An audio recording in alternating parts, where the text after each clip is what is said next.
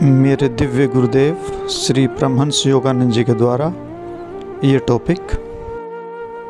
श्रीमद् भगवद गीता के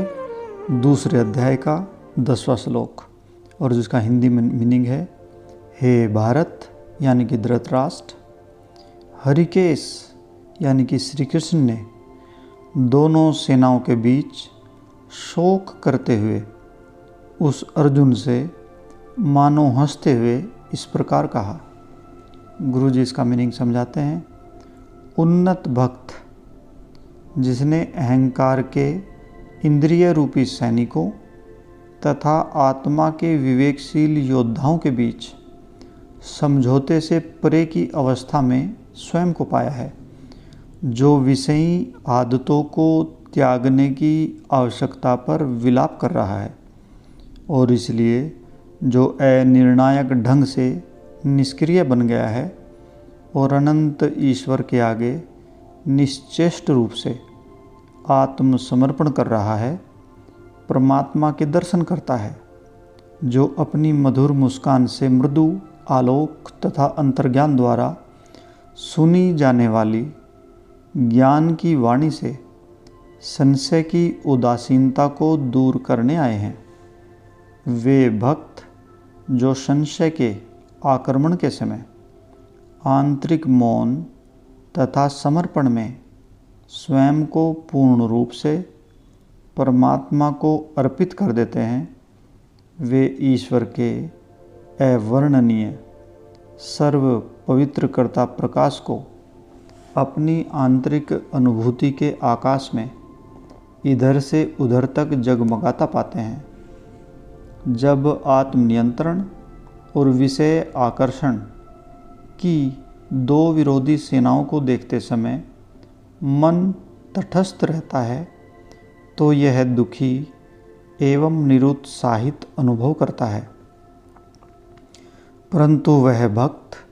जो ईश्वर की दिव्य इच्छा शक्ति के समक्ष पूर्ण समर्पण करता है, अपने अंतर्ज्ञान के विषयकारी अपूर्व रूप से अत्यंत धीमे स्वर में परमपिता की वाणी को स्वयं से बातें करता सुनता है। केवल वे भक्त जिन्होंने एक पवित्र आध्यात्मिक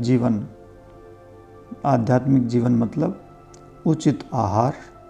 उचित व्यवहार तथा गहन ध्यान में जीवन बिताया है और इस प्रकार उन्नति प्राप्त कर ली है, इतने भाग्यशाली हैं कि वे परमात्मा की मुस्कान को निहार सकें और उनकी ज्ञान में वाणी को सुन सकें। यद्यपि ऐसा भक्त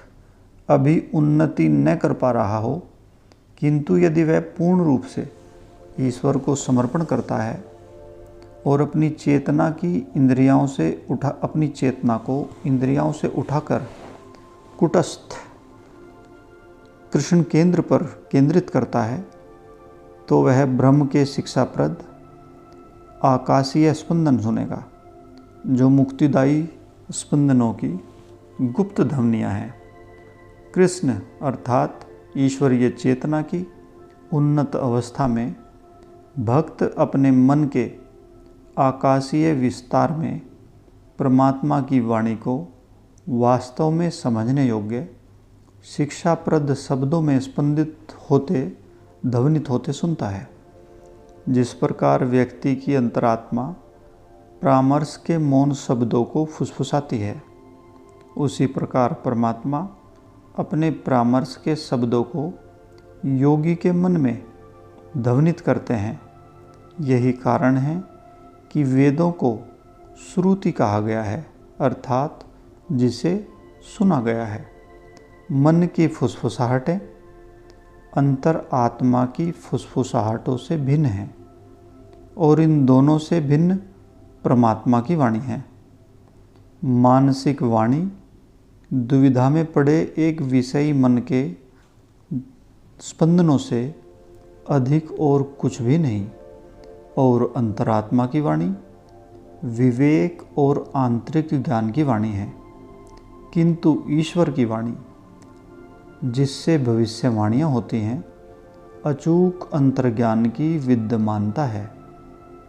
इस प्रकार अर्जुन के ब्रह्म की ज्ञानप्रदायक मुस्कान को सेवन करते हुए तथा आंतरिक दिव्यवाणी के साथ